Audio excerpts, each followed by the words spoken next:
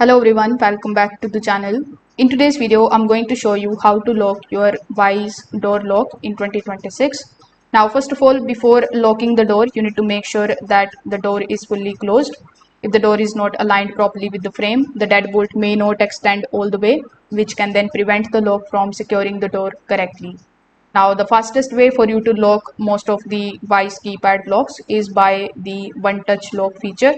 So in order to enable that feature, you just have to simply press and hold any of the key buttons for about 2 seconds.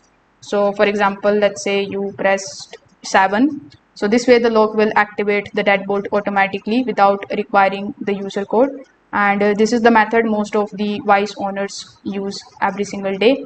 So after using one touch locking, you need to listen to the motor and then you need to check that the deadbolt has fully extended.